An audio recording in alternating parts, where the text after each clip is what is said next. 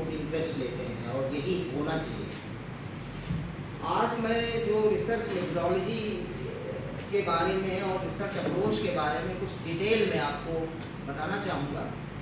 जो पहला हमारा लेक्चर था रिसर्च डिज़ाइन पर, उस पर हम तमाम सारी चीज़ें सरसरी तौर पर हम बता पाए थे आपको।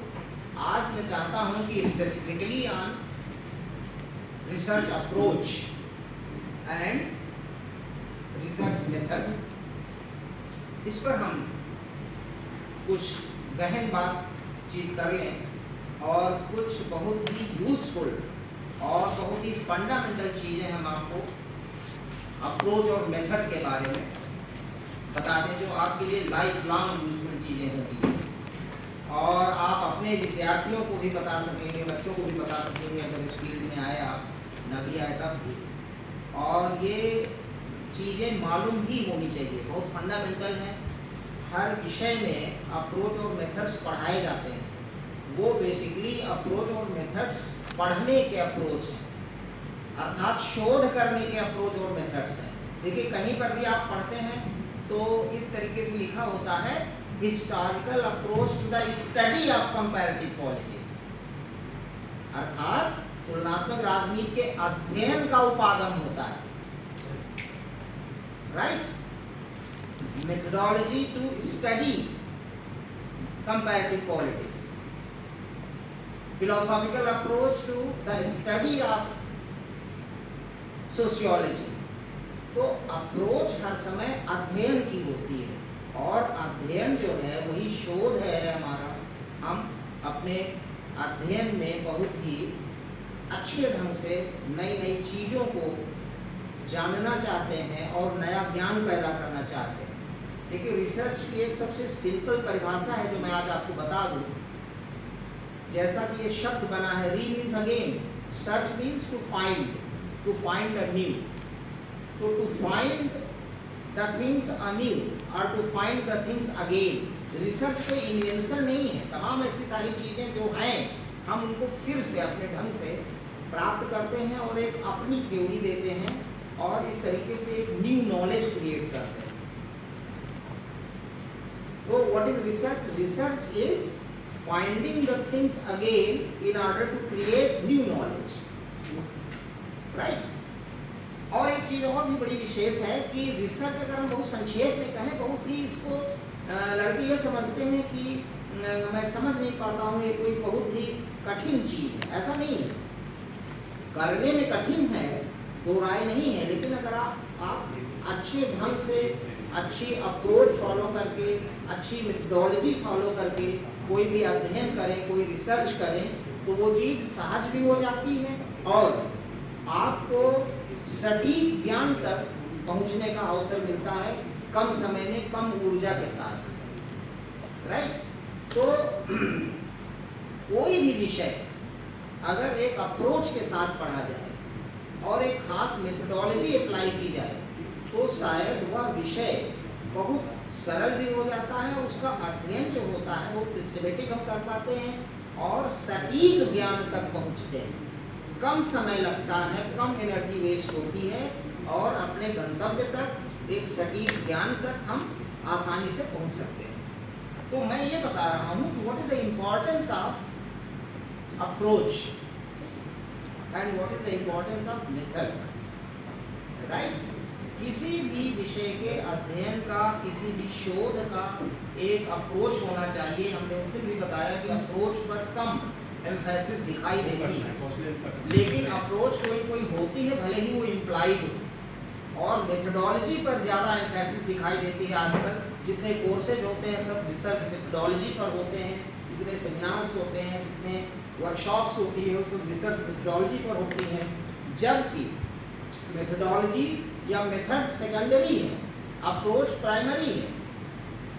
लेकिन फिर भी पता नहीं क्यों बहुत दिन से मैं बहुत मंचों पर ये बात मैं कह चुका हूँ कि अप्रोच पर कम एम्फेसिस है। और अप्रोच और मेथड का इम्पोर्टेंस क्या है? जब किसी भी विषय का अध्ययन आप किसी अच्छी एक सुटेबल अप्रोच के साथ करते हैं और उसके साथ एक सुटेबल मेथड फिट करके करते हैं, तो वह अध्ययन आसानी से, सहजता से, कम टाइम कंज्यूमिंग होता है और आपको सटीक ज्ञान तक पहुंचाता है, राइट? तो this is the importance of approach. और एक चीज मैं बता दूं, अप्रोच का जो बेसिक मीनिंग, उस दिन आई touched on this subject. Google Jio map से अप्रोच का जो सबसे सरल अर्थ है, जो उसका हम हिंदी ट्रांसलेशन करते हैं, सारे बच्चे जानते हैं, इसको हम उपागम कहते हैं। उपागम, उपागम मतलब सरल से सरल शब्दों में, फॉर लेमैन, ये पहुंच मार्ग है। और ये अप्रोच का वही अर्थ है जो लोग कॉमन बोलचाल की भाषा में यूज करते हैं कि हमारी मोदी तक बड़ी अप्रोच है, हमारी जोगी तक अप्रोच है। मतलब हम किसी माध्यम से उन तक पहुंच सकते हैं। पहुंच, अप्रोच का मतलब पहुंच, तो पहुंच कम बढ़िया है। अप्रोच का सरलतम अर्थ है पहुंच मार्ग, राइट? अब हमने आपको एग्जाम्पल दिया था कि आपको अपने महाविद्यालय तक पहुंचना है और आप अपने गंतव्य पर हैं, तो पता नहीं आपको रास्ता मालूम है कि नहीं। आप पता करते हैं, ढूंढते हैं, लोगों से पूछते हैं और फिर आपको बताया जाता है कि इस दिशा में आपका महाविद्यालय है और ये रास्ते हैं, ये पहुंच मार्ग हैं। तो आप फिर उनमें से डिसाइड करते हैं कि हमको इस पहुंच मार्ग का, इस अप्रोच टू ISDC का यूज करना है। तो पहले आप पहुंच मार्ग डिसाइड करते हैं महाविद्यालय तक आने के लिए, या आपको कहीं भी जाना हो, आपको न्यू दिल्ली जाना है, आपको राजस्थान जाना है, आपको USA जाना है, तो पहले आप पहुंच मार्ग डिसाइड करते हैं। अर्थात पहले आप अप्रोच डिसाइड करते हैं, मेथड बाद में डिसाइड करते हैं, नहीं तो गलती हो जाएगी। समझ रहे हैं? तो आप मान लीजिए कि आप रहते हैं फाफामऊ में और आपको महाविद्यालय तक अप्रोच करना, अपने महाविद्यालय को अप्रोच करना है राइट टाइम पर, किसी खास समय पर, जिससे कि आप क्लास ना मिस कर सकें, आप प्रोग्राम ना मिस कर सकें। तो आप वहाँ से सोचेंगे कि हमको कौन सा सुटेबल अप्रोच वे होगा, कौन सा पहुँच मार्ग हमारे लिए बहुत उपयुक्त होगा। मैं फाफामऊ का पुल पार करके आ जाऊँ, मैं ऑटो से चला आऊँ, कि मैं नाव से चला आऊँ नदी पार करके, या मैं थोड़ा सा ज़्यादा समय लेकर चलूँ, 3-4 घंटे का मैं पैदल चला हूँ, या हमारे पास स्कूटर है, या हमारे पास कार है, या हम फाफामऊ स्टेशन से कोई ट्रेन पकड़ लें लोकल, या उसी रास्ते से आने वाली और प्रयाग स्टेशन पर हम उतर जाएं, फिर वहाँ से। तो आपके सामने कई सारे अप्रोच वेज ये उपलब्ध होते हैं। अब ये आपको चुनना है कि हमारे लिए कौन सा अप्रोच वे, कौन सी अप्रोच, कौन सा पहुंच मार्ग सबसे सुटेबल होगा, सबसे उपयुक्त होगा। उपयुक्तता कैसे? आप अगर ये सोचते हैं कि फाफामऊ में मैं रहता हूँ और मैं नदी पार करके चला जाऊँ, तो इसमें खतरे बहुत हो सकता है, आप डूब जाएं, हो सकता है किसी एक्सीडेंट का शिकार हो जाएं, मगरमच्छ आपको खा ले, एनीथिंग कैन हैपन। आपका सेफ्टी भी देखते हैं। आप अगर पुल पर से आते हैं तो ये ज़्यादा बढ़िया। एक चीज़ और है इसमें कि हो सकता है तैरना भी सीख जाए अगर पॉजिटिव इसका नहीं सीख जाए, लेकिन जब आप चुनते हैं पहुंच मार्ग, तो तैरना जब नहीं जानते होंगे और आप ऐसा पहुंच मार्ग चुन लेंगे तो जो नदी से होकर के आता है, तब तो ये बेवकूफ़ी होगी ना। ये तो बिल्कुल पागलपन होगा ना कि आप जानबूझकर अपनी लाइफ को खतरे में डाल रहे हैं कि चलो इसी में हम तैरना सीख जाएंगे।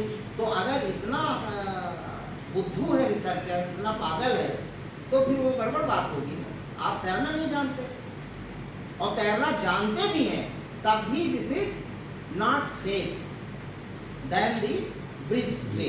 तो आप ब्रिज वाला रास्ता अपना सकते हैं, राइट? पहले आप पहुंच मार्ग, मेरा एम्फेसिस इस पर है कि आपको अपने गंतव्य तक पहुंचने के लिए पहले आप पहुंच मार्ग डिसाइड करते हैं। बहुत सारे पहुंच मार्ग हो सकते हैं। अब जैसे कि फाफामऊ में कोई आपको कहे कि पहले आप लखनऊ चले जाओ, फिर वहाँ से लौट आना, फिर वहाँ से चले जाना बनारस, फिर बनारस से झूसी चले आना, फिर उसके बाद इधर से यूसुफगढ़ चले आना, ये भी पहुंच मार्ग हो सकता है। लेकिन आपको सोचना है कि ये पहुंच मार्ग उचित है कि नहीं, ज़्यादा टाइम कंज्यूमिंग है, अनसेफ है, समझ रहे हैं कि नहीं? कोई लड़की अगर आ रही है पापा मऊ से, बीच में कोई रफियंस का इलाका है, वो भी ये सोचेगी कि ये हमारे लिए सेफ है कि नहीं, कि मैं जा तो रही हूँ क्लास करने, विद्या अध्ययन करने और विद्या मंदिर, और बीच में मैं किसी गलत इंसान की गलत नीयत का शिकार हो जाऊँ। लड़की को ये भी सब सोचना पड़ता है। तो first of all you have to decide a safe and suitable approach to reach your destination.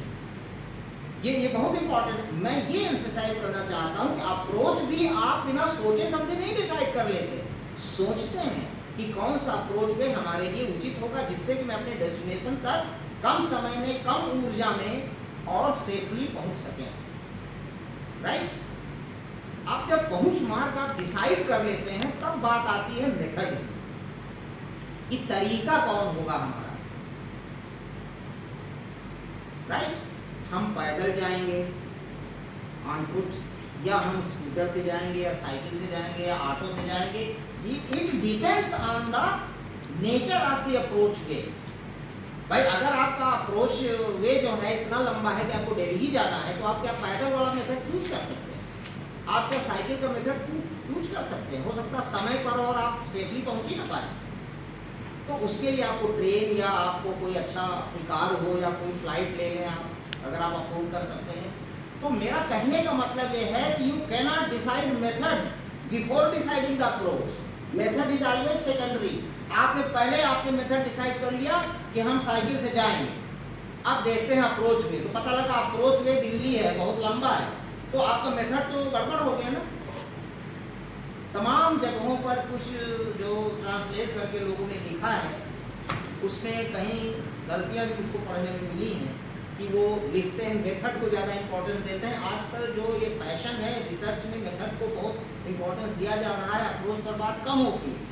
वहाँ लोगों ने उल्टा लिख दिया है कि मेथड जो है उसको प्राइमेसी दे दी है। नहीं, प्राइमरी इंपॉर्टेंस अप्रोच का है। After selecting proper approach you can decide about the method. अगर पहले मेथड आपने डिसाइड कर दिया कि हम पैदल जाएंगे, पैदल मेथड से, और पता लगा अप्रोच वे जो है बहुत लंबा है, तो आप जहां पहुंचना चाहते हैं डेस्टिनेशन पर समय पर पहुंच पाएंगे कि नहीं पहुंच पाएंगे, सेफली पहुंच पाएंगे कि नहीं पहुंच पाएंगे। और अगर आपको यहाँ 10 बजे क्लास के लिए आना है और आप शाम को 4 बजे पहुंचे या 12 बजे पहुंचे, तो आप what use it is to go to your destination. कोई मतलब ही नहीं निकला इसका। जब इवेंट वो हो गए जिसके लिए आप जाना चाहते थे किसी गंतव्य पर, तो मेरा कहने का मतलब ये है कि approach is primary, method is secondary. First of all we decide the approach, only then a suitable method is decided to make a couple, to make a duo of approach and method। पहले हम approach decide कर लेते हैं, उसके बाद फिर ये जोड़ी बनाने के लिए अप्रोच और मेथड की बाद में हम कोई सुटेबल मेथड डिसाइड करते हैं। जो मेथड अगर हम पहले डिसाइड कर लेंगे तो वो बात गलत हो जाएगी। हो सकता है हमारा अप्रोच ऐसा हो, पहुंच मार्ग ऐसा हो कि वह मेथड बिल्कुल किसी काम का न निकले। और एक बात, हर अप्रोच के साथ हर मेथड भी फिट नहीं होता, लेकिन अप्रोच प्राइमरी है। पहले अप्रोच के बारे में हम डिसाइड करेंगे। जब अप्रोच हमारी डिसाइडेड है, फिक्स्ड है कि अब हम इस अप्रोच से काम करेंगे, हमारा पहुंच मार्ग ये होगा, तब फिर हम मेथड की बात करते हैं। तब हम ज़्यादा सुटेबल मेथड डिसाइड कर सकते हैं और अपने डेस्टिनेशन तक आराम से पहुंच सकते हैं, safely and in less time and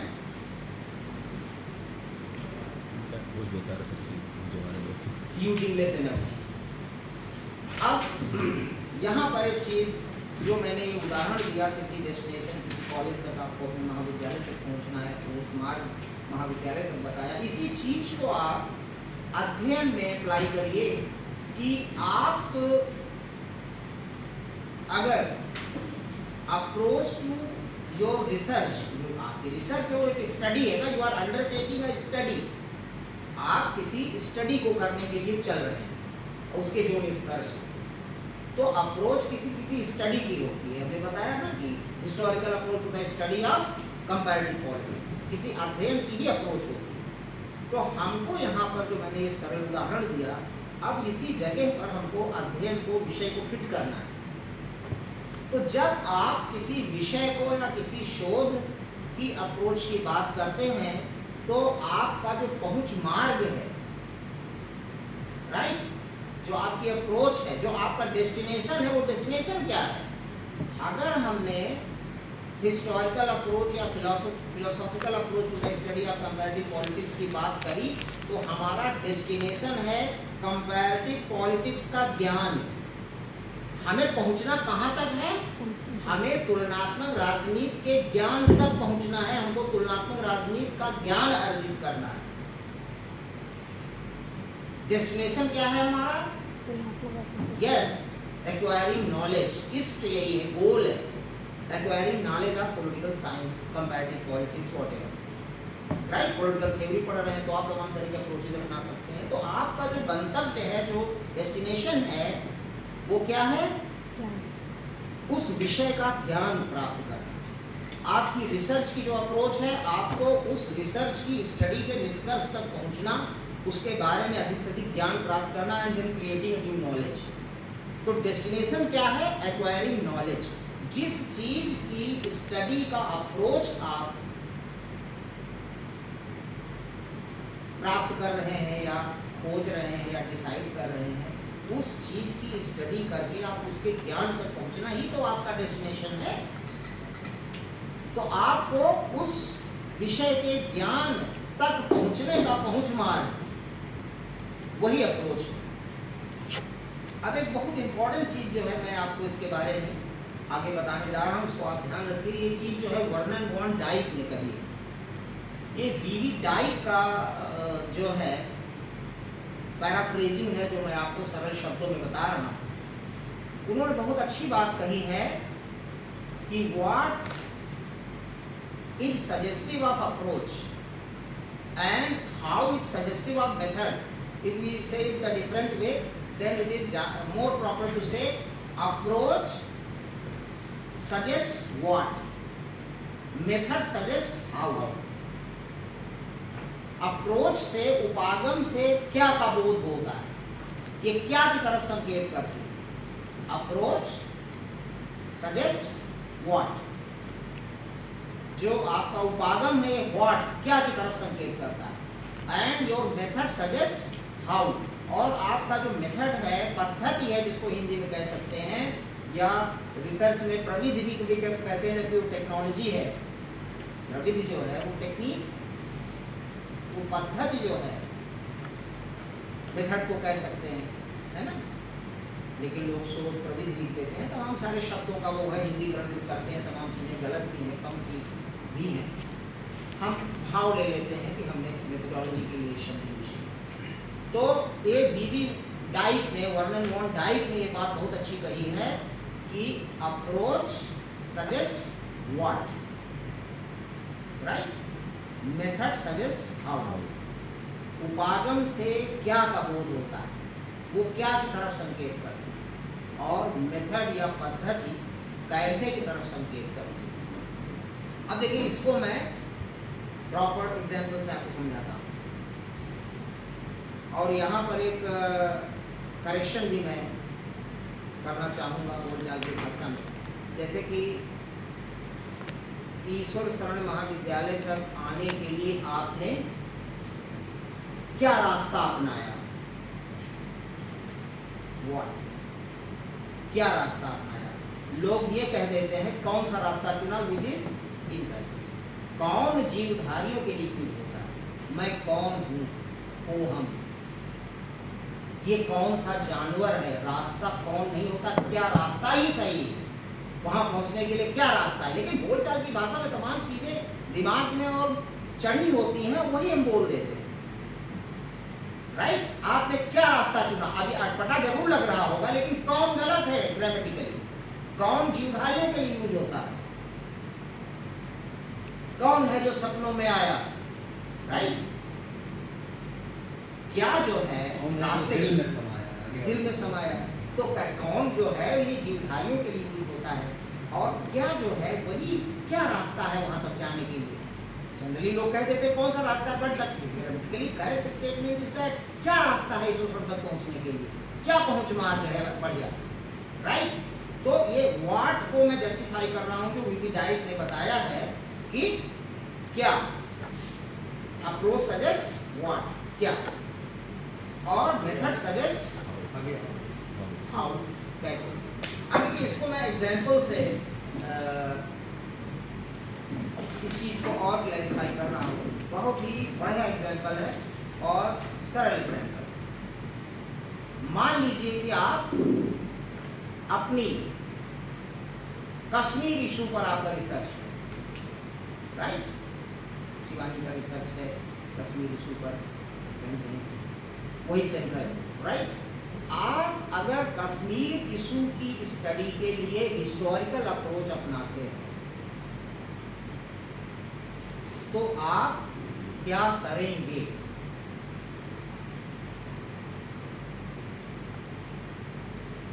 आप कश्मीर की हिस्ट्री पढ़ेंगे। क्या पढ़ेंगे? Approach suggests what. आपने अगर कश्मीर की स्टडी के लिए, कश्मीर इशू की स्टडी के लिए हिस्टोरिकल अप्रोच अडॉप्ट किया है, वही आपने डिसाइड किया है, आपको लगा कि यही सुइटेबल होगा, तो आप क्या पढ़ेंगे? History of Kashmir issue. हर चीज की हिस्ट्री होगी, इसकी भी हिस्ट्री। और इसको इस तरीके से कहिए, अगर आपने कश्मीर इशू का ज्ञान प्राप्त किया इतिहास पढ़कर, right, I am saying the thing same thing in other way. आपने कश्मीर इशू का ज्ञान प्राप्त किया इतिहास पढ़ के। अगर आप कश्मीर इशू का इतिहास पढ़ेंगे तो आपको कुछ न कुछ कश्मीर इशू के बारे में ज्ञान प्राप्त होगा कि नहीं? भाई उसका इतिहास पढ़ेंगे तमाम सारी चीजें आएंगी, कुछ न कुछ आइडिया आपको लगेगा कि नहीं? तो आपने कश्मीर इशू का ज्ञान प्राप्त करने के लिए क्या पढ़ा? कश्मीर इशू का इतिहास पढ़ा, कश्मीर मुद्दे का। तो आपकी अप्रोच हुई हिस्टोरिकल अप्रोच। क्या Gordon Van Dyke says that approach suggests what.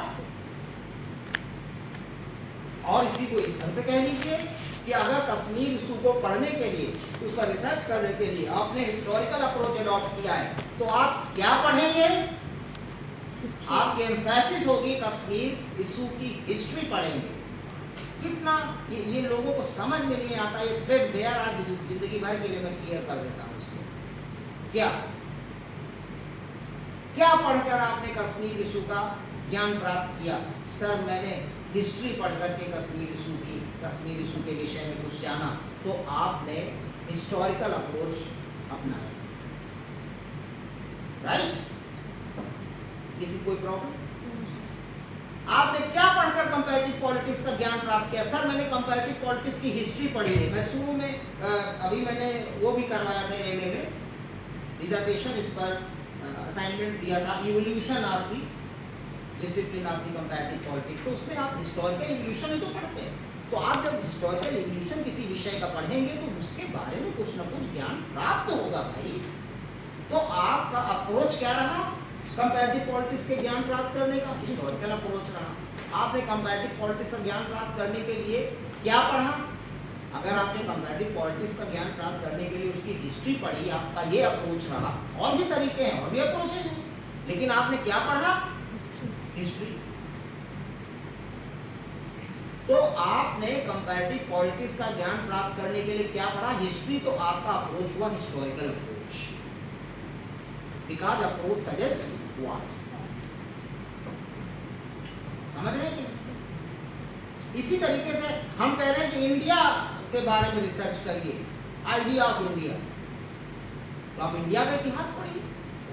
अगर आप भारतवर्ष का इतिहास पढ़ेंगे तो भारतवर्ष के बारे में कुछ न कुछ ज्ञान प्राप्त होगा कि नहीं? हो सकता है 100% ना हो, लेकिन जरूर ज्ञान प्राप्त होगा। तो आपने भारतवर्ष का ज्ञान प्राप्त करने के लिए अगर भारतवर्ष का इतिहास पढ़ा है तो आपकी अप्रोच हुई हिस्टोरिकल अप्रोच। तो आपने क्या पढ़ा भारतवर्ष का ज्ञान प्राप्त करने के लिए? भारत का इतिहास। तो क्या मैं ये समझा रहा हूँ कि वन एंड वन डाई क्या कहते हैं, और बहुत अच्छी बात कहते हैं, ये बहुत ही क्लैरिटी पैदा करती है बच्चों के दिमाग में, ठीक से अप्रोच वगैरह आज तक समझ में नहीं आते। एक IAS अफसर थे, वो प्रोफेसर RB सिंह की बेटी थी, IAS की प्रिपरेशन कर रही थी, तो हमारे टीचर थे, उन्होंने से रिक्वेस्ट किया सिल्वर सिंह को जरा पॉलिटिकल साइंस में थोड़ा सा गाइड कर दो। उनके IPS हैं उनके भाई। अब मैं जिस टेबल पर बैठ के उस लड़की को पढ़ाता था, अमृता सिंह नाम है, उससे DP सिंह की बहू जो रजिस्ट्रार के अलावा, तो बाहर घूम करके मेरे पास आते, और मैं ये कई दिन पढ़ाया मैंने अप्रोच और मेथड, तो उन्होंने कहा कि हम लोग जब पढ़ते थे सब चीज़ों को छोड़ देते थे, सब कौन पढ़ता है। अब वो एक बात कई बार घूमते घूमते वो टेबल पर आए, बात कही, तो और मैं 3-4 दिन से वही पढ़ा रहा था अप्रोच और मेथड। तो अब मैं बहुत ही थोड़ा अलग तरह का भी था, अब काफ़ी मैं निलोड हूँ, उम्र बढ़ गई, हमसे रहा नहीं गया। हमने कहा ऐसा बुरा न मानिएगा, इसीलिए तो आप IAS हो गए कि पॉलिटिकल साइंस आपकी नहीं ठीक था।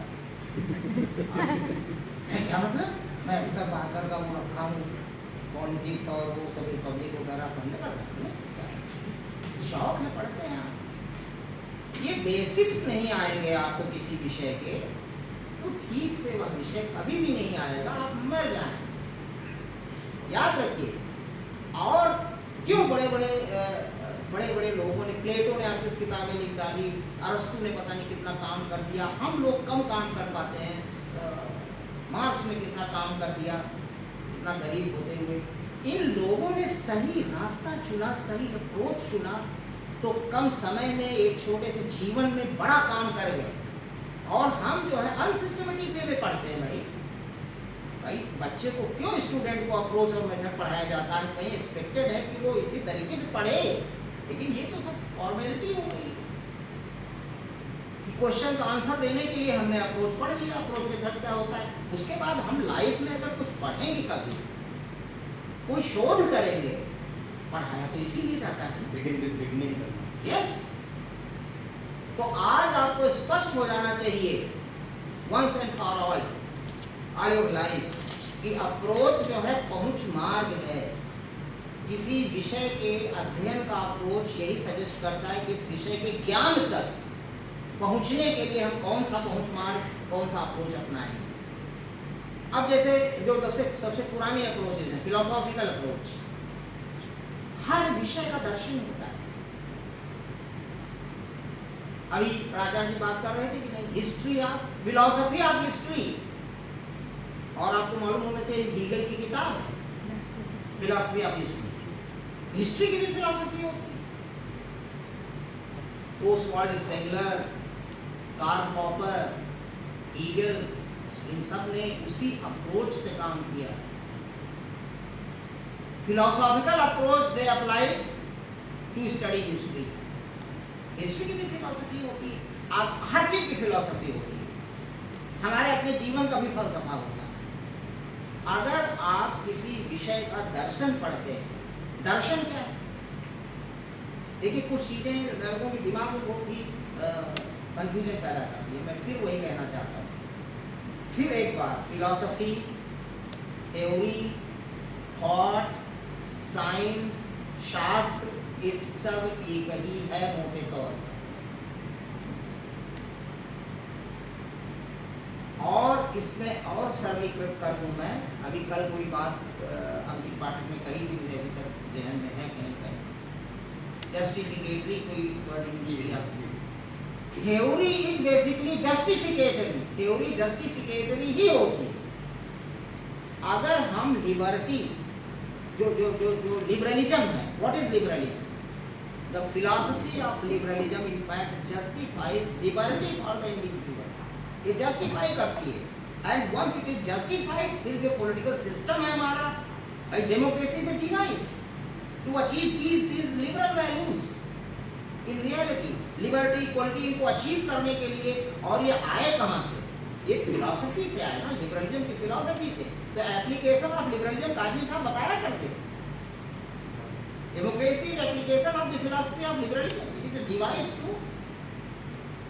Achieve in reality the values justified by liberalism. So every theory is justificatory, philosophy is justificatory.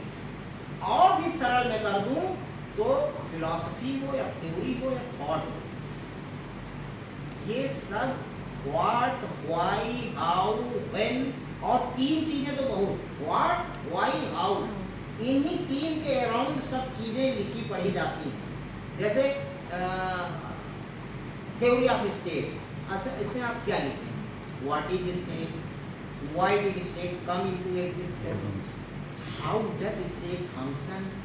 तो किसी चीज की फिलॉसफी, किसी चीज की हिस्ट्री, किसी चीज की साइंस में और कुछ नहीं हुआ. Science of this air conditioner, what is this, why is air conditioner there in this are, how does it function, और क्या होता है किसी चीज की फिलॉसफी में, और क्या होता है किसी चीज की साइंस में, और क्या होता है किसी चीज की थ्योरी में. हाँ, इसके बाद जस्टिफिकेशन भी होता है कि नहीं, फेमिनिज्म, जो फेमिनिज्म की थ्योरी है, जो फेमिनिज्म की फिलॉसफी है, वो जस्टिफिकेटरी है. It justifies equal liberty for women, जिसको अभी तक सप्रेस किया गया है women league. It justifies equality with main for women. और क्या हो, what else is theory of feminism, what else is philosophy of feminism, यही तो है. तो आपको इस तह तक पहुंचना होगा, तब आपकी ग्रंथियां सब खुलेगी, कन्फ्यूजन दूर होंगे और आप बेटर प्रिपेयर होंगे पढ़ने के लिए. बेसिक्स बहुत मालूम होने चाहिए, और किसी विषय के बेसिक्स, ये मेरी बहुत पुरानी बात है, अगर आपको क्लियर है तो आपका इंटरव्यू कहीं पर भी एक लेवल से ज़्यादा खराब हो ही नहीं सकता. बहुत अच्छा भले ना हो, लेकिन there will be a level कि उससे नीचे नहीं जाएगा, because you know the basics. कौन क्या पूछेगा भाई, थोड़ा सा रुक करके आप बेसिक्स को ध्यान में देकर जवाब देंगे, बिल्कुल नहीं खराब हो, एक लेवल से ज्यादा नहीं नीचे जाएगा. राइट. तो मैंने अभी तक बात की अप्रोच, और वर्नन वन डाइक को कोट किया. अच्छी थ्योरी की किताबें पढ़ेंगे तो इन्होंने काम किया है इस पर अप्रोच पर. तो वी डाइक का जो है ये कथन हमको बहुत पसंद आया. इसी को पैराफ्रेज करके बड़े सरल शब्दों में मैंने बताया कि अप्रोच सजेस्ट व्हाट, क्या पढ़ करके आपने कंपैरेटिव पॉलिटिक्स का ज्ञान प्राप्त किया. सर मैंने कंपैरेटिव पॉलिटिक्स की फिलॉसफी पढ़ी. क्या पढ़ा? फिलॉसफी पढ़ी. तो हमारी अप्रोच क्या थी? Philosophical approach. राइट. और अब बात आती है एक और अप्रोच है, जैसे पॉलिटिकल इकोनॉमी अप्रोच, जो मार्क्स की थी, जो कौटिल्य की थी. राइट. हर चीज की पॉलिटिकल इकोनॉमी होती है, हर चीज की, हर संस्था को चलाने की, देश को चलाने की. अब उस नजरिए से आपने सोचा, उस नजरिए से आप चले, क्या रास्ता आपने चुना, क्या चीज आपने ढूंढने की कोशिश की कि इस चीज की पॉलिटिकल इकोनॉमी क्या है, इसका राजनीतिक अर्थशास्त्र क्या है, कौन सी चीज जो है, किस तरह का अर्थशास्त्र इसका होना चाहिए, इसकी ऐसी आर्थिक व्यवस्था होनी चाहिए कि वो पॉलिटिकली सुटेबल भी हो. कहा जाता है ना, good economics is good politics. तो पॉलिटिकल इकोनॉमी जो है वो भी एक अप्रोच बन गई, वही मार्क्सिस्ट अप्रोच. आप जितने बड़े ग्रंथ पाएंगे वहां पर कोई कोई अप्रोच जरूर इन्वॉल्व होगा, तभी उन्होंने अच्छा काम किया. सब लोग एक जो बड़ी चीज़ें हैं जानते हैं, हम पॉलिटिकल साइंस के स्टूडेंट्स की, अरस्तु की जो अप्रोच थी वो हिस्टोरिकल, और मैकियावेली की अप्रोच हिस्टोरिकल थी. मैकियावेली ने जो टाइटस लिवियस थे, जिनको शॉर्ट में लिवी कहते हैं, उन्होंने रोमन हिस्ट्री पर बहुत सारी किताबें लिखी, बहुत सारी किताबें. तो जो डिस्कोर्स है, जिसको हमारे अकादमी से डिस्कोर्सी बड़े अंदाज में कहते थे, डिस्कोर्सी, डिस्कोर्सेज है वो, लेकिन वो अच्छा प्रोनाउंसिएशन करते थे, डिस्कोर्स. मेडिसी को मेडिची कहते थे. जब आपने गुच्ची का पर्स देखा है, वो GUCCI होता है, लेकिन प्रोनाउंसिएशन गुच्ची. मेडिसी जो है वो रूलर था वो मैकियावेली के टाइम. राइट. वो मेडिची, तो वो बड़ा अच्छा प्रोनाउंसिएशन करते थे. ये सारी चीज़ें भी बहुत इंपॉर्टेंट हैं, सीखने से आती है. तो जो डिस्कोर्सेस है, मैकियावेली की 2 किताबें बहुत फेमस है, the Prince discourses, Prince is for dictatorship, monarchy, and discourses is for democracy, non democratic rule की बात। वो लिबी जो इतिहासकार तो हाँ, तो वो डिस्कोर्सेस का फुल नाम क्या है? Discourses on the first 10 books of Titus Livius. यही है लिबी की हिस्ट्री सारणी कहते हैं, रोम की हिस्ट्री पर। हमको ये नहीं मालूम बहुत, लेकिन ये फर्स्ट 10 बुक्स लिखा है, इसका मतलब 10 वॉल्यूम से ज्यादा वॉल्यूम में लिबी ने, लिवियस ने, टाइटस लिवियस उनका नाम था, रोम की हिस्ट्री लिखी। उसकी पहली 10 किताबें ही पढ़ पाया मैकियावेली, और उन्हीं पर उसने अपने डिस्कोर्सेज, अपने लेक्चर्स लिखे हैं, अपना विमर्श लिखा है। डिस्कोर्स की शुद्ध हिंदी क्या होती है? विमर्श। तो discourses on the first 10 books of Titus Livius, यही है उनकी डिस्कोर्सेज। तो रोम की हिस्ट्री की किताबें हैं ये 10, और इस हिस्ट्री को पढ़ करके मैकियावेली ने तमाम सारे कंक्लूजन्स ड्रा किए, और इन्हीं कंक्लूजन्स को कह सकते हैं उसका हिस्टोरिकल मेथड, उसका मेथड हिस्टोरिकल, उसका मेथड नहीं, अप्रोच, अप्रोच हिस्टोरिकल का। जो क्या उसने पढ़ा? हिस्ट्री पढ़ी ना, रोम की हिस्ट्री की ही तो किताबें थी 10, and then he drew his own conclusions to give his own theory, right? तो यही कंक्लूजन्स क्या है? Inductions, he drew his own inductions. तो उसका मेथड इंडक्टिव था, अरस्तु की ही तरह। अरस्तु की अप्रोच क्या थी? हिस्टोरिकल। जो यूनान के सिटी स्टेट्स जो थे पुराने, उन पुराने सिटी स्टेट्स के तमाम सारे मोर देन 150 कॉन्स्टिट्यूशंस वो पढ़ा, वो हिस्ट्री की चीज थे सब। भाई जो आज नहीं है, इसके पहले का है, हम मौर्य काल का जो है पढ़े संविधान, तो क्या होगा? हिस्ट्री तो है। तो उसकी भी अप्रोच हिस्टोरिकल थी अरस्तु की, और उन संविधानों को पढ़ करके ही ड्रू हिज ओन कंक्लूजन्स कि किस कॉन्स्टिट्यूशन में कैसे क्रांति हुई, किस कॉन्स्टिट्यूशन में क्रांति नहीं हुई, कैसे क्रांति रोकी जा सकती थी यहाँ। तो उन्होंने जो हिस्टोरिकल स्टडी की different constitutions of erstwhile city states of यूनान, जो पुराने इतिहास के दौरान सिटी स्टेट्स रहे, उनके कॉन्स्टिट्यूशंस रहे, मोर देन 150 की बात हर जगह मिलती है, उन सब का अध्ययन किया, and he drew his own conclusions, अर्थात इंडक्शन। कंक्लूजन मतलब इंडक्टिव मेथड को क्या कहते हैं? आगमनात्मक पद्धति। आगमन किया, उसे वहां से निकाला, वहां से कंक्लूड किया, वहां से आगमन किया। आगमनात्मक पद्धति, ये इस कंक्लूजन का आगमन कहाँ से हुआ? इतिहास से हुआ, इस संविधान को पढ़ने से हुआ। आगमनात्मक पद्धति, इंडक्टिव मेथड को शायद इसी, और हमने उस दिन बताया था अपने पहले दिन के लेक्चर में, 2 ही सबसे बड़े मेथड हैं पुराने, और तीसरा साइंटिफिक मेथड आया सेकंड वर्ल्ड वॉर के बाद, जिस पर एम्फसाइज किया डेविड ईस्टन। तो हिस्टोरिकल अप्रोच के साथ इंडक्टिव मेथड की बात फिट होती है, या आप कह दीजिए inductive method is वेडेड with historical approach, जिसकी शादी हुई है इसी से, इसी साथ फिट होता है, इसका मैच यही। क्यों? हिस्ट्री पढ़कर हम निष्कर्ष निकालते हैं। कल अमित पाठक जी बता रहे थे, हमको नोट्स लेने चाहिए, चीज़ें लिख लेनी चाहिए, जो हमको अच्छा लगे, इम्पोर्टेंट लगे, ऐसा लिख लेना चाहिए ये, और फिर बाद में कहते हैं ये किताब हमने पढ़ डाली, निचोड़ ये देखिए 10 पैरा में रखा हुआ। दैट इज आवर इंडक्शन, यही तो इंडक्टिव मेथड है। ये चीज कहाँ से आई? I do the induction from the history of Greece, from the constitutional history of Greece.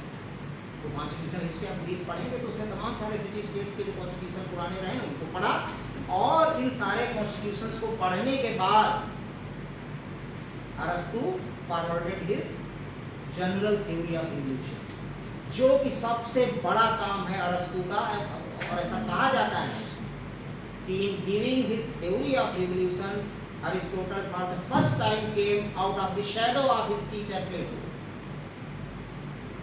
जब अरस्तु जो है अपनी थ्योरी ऑफ इवोल्यूशन देता है तो पहली बार लगता है कि वो अपने गुरु प्लेटो की छाया से बाहर है। और हमको तो कभी कभी ये लगता है कि फादर ऑफ पॉलिटिकल साइंस की जो उपाधि अरस्तु ने प्राप्त की, इसमें बहुत बड़ा योगदान है उनकी थ्योरी ऑफ इवोल्यूशन का, क्योंकि बड़ा साइंटिफिक काम उन्होंने किया है फादर ऑफ पॉलिटिकल साइंस इसीलिए कहा जाता है। और फादर ऑफ कंपैरेटिव पॉलिटिक्स भी वही है, क्योंकि उन्होंने कंपैरेटिव स्टडी तमाम सारे संविधानों की करी पहली बार। बीच में चीज़ें खो गई, एम्फेसिस नहीं थी, फिर चीज़ें फिर रिवाइव हुई, राइट। तो अप्रोच के बाद मेथड की बात आती है, और हमने बताया कि हर अप्रोच के साथ हर मेथड नहीं फिट होती। अगर आपकी अप्रोच वे लंबी है तो कोई खास मेथड ही फिट होगा, उसी प्रकार हर अप्रोच के साथ कोई खास मेथड ही फिट होता है। हिस्टोरिकल अप्रोच के साथ इंडक्टिव मेथड फिट होता है। इंडक्शन का मतलब है आगमन करना, निष्कर्ष निकालना। ये आपका निष्कर्ष, इसका आगमन कहाँ से हुआ है, कहाँ से आया है, ये इस कॉन्स्टिट्यूशन से आया है, इस बुक से आया है, ये आगमनात्मक पद्धति कहा जाता है। तो हिस्टोरिकल अप्रोच के साथ इंडक्टिव मेथड फिट होता है। फिलोसॉफिकल अप्रोच के साथ डिडक्टिव मेथड फिट होता है। निगमनात्मक पद्धति, निगमन करना। आप जब बचपन में प्रमेय वगैरह पढ़े होंगे, निगमन करना, या F equal to ma Newton का सेकंड लॉ ऑफ मोशन का निगमन कीजिए, डिडक्शन, डिड्यूस करिए। जो प्रमेय है ना, पाइथागोरस का प्रमेय जैसे कि कर्ण का वर्ग बराबर लंब का वर्ग धनाधार का वर्ग, ये आपने निगमित किया, ये डिडक्शन का मेथड है। और मैं अभी इसको डिटेल में समझाता हूँ और रिलेट करता हूँ जो क्रेसवेल की किताब में। एक और बहुत अच्छी चीज़ हमको मिली,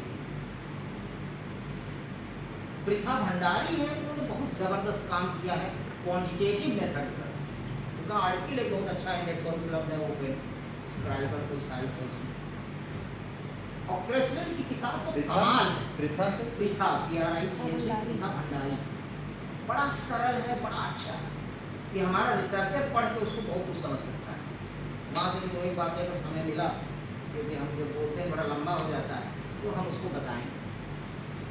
तो अप्रोच के बाद मेथड की बात आती है। Approach is primary, method is secondary. Approach चुनने के बाद ही हम मेथड का सिलेक्शन कर सकते हैं, और कोई खास मेथड ही किसी खास अप्रोच के साथ फिट होता है। हिस्टोरिकल अप्रोच के साथ इंडक्टिव मेथड फिट होता है। अब बात आई प्लेटो की अप्रोच जो थी, वो फिलोसॉफिकल अप्रोच, दार्शनिक उपागम, उसके साथ डिडक्टिव मेथड फिट होता है। पूरे इतिहास में देख लीजिए, जिसने भी फिलोसॉफिकल अप्रोच अपनाई होगी उसने डिडक्टिव मेथड ही अपनाया, वही फिट ही होता है। और डेविड ईस्टन का जो बिहेवियरल अप्रोच है, उसके साथ साइंटिफिक मेथड फिट होता है, वैज्ञानिक पद्धति।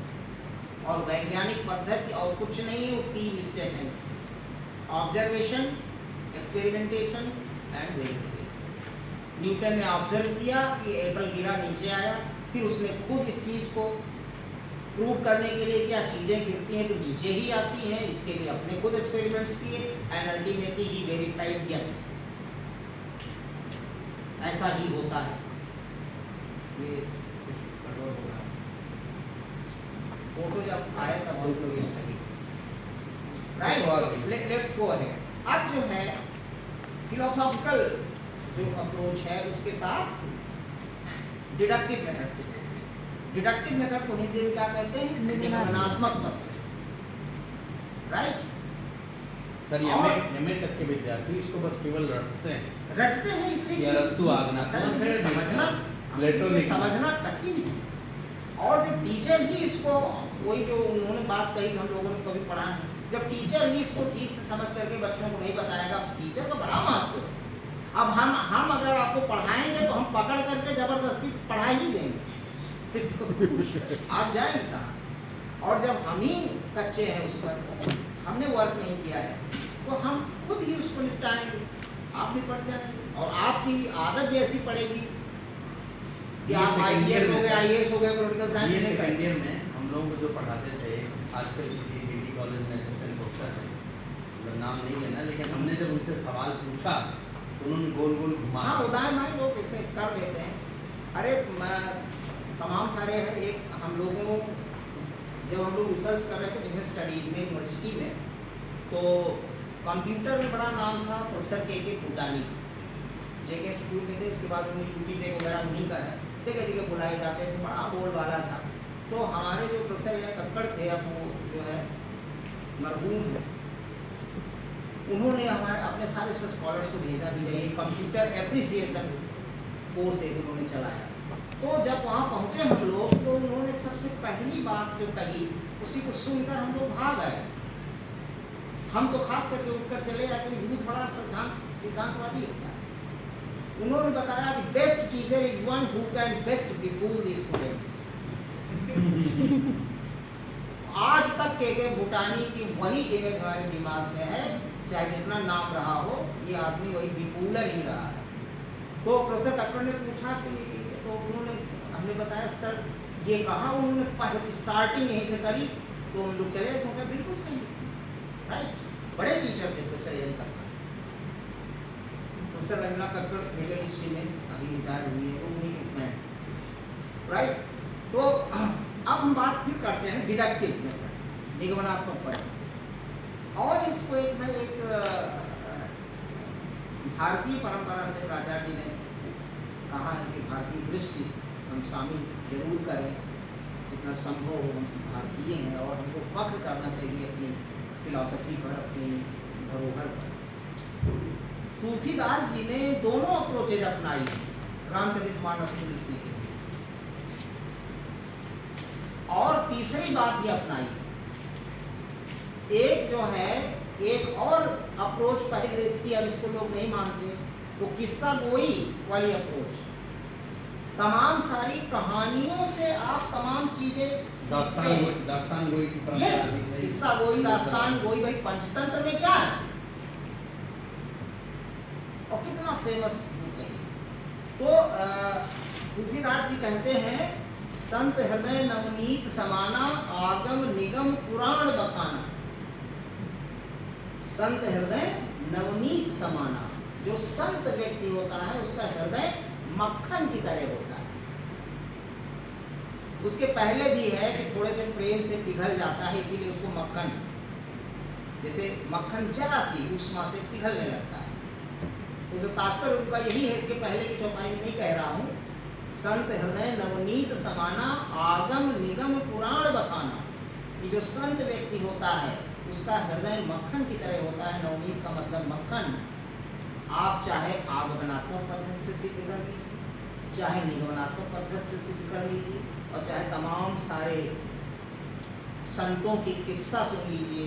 पुराण जो है वो तमाम उपदेशात्मक कहानियाँ हैं। इसमें आपको निष्कर्ष एक ही मिलेगा कि संत हृदय नवनीत समान। और तमाम जगह उन्होंने इस तरह की बात कही है।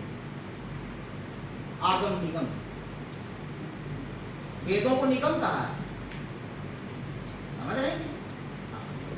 शास्त्र जो है आपके आगमनात्मक पद्धति वाले हैं, शास्त्र इसीलिए उनको साइंसेस भी कहते हैं। तो हमारा कहने का मतलब ये है कि ये सबसे पुराने और सबसे फिट, सबसे अच्छे दो मेथड हैं, इंडक्टिव मेथड और डिडक्टिव मेथड। और सबसे पुरानी, सबसे अच्छी दो अप्रोचेज हैं, हिस्टोरिकल अप्रोच और फिलोसॉफिकल अप्रोच। बाद में political economy approach, sociological approach तमाम सारी डेवलप हुई। बिहेवियरल अप्रोच जो सेकेंड वर्ल्ड वॉर के बाद जो बहुत पॉपुलर हुई, राइट। और हर अप्रोच के साथ कुछ खास मेथड फिट होती है। अब डिडक्टिव मेथड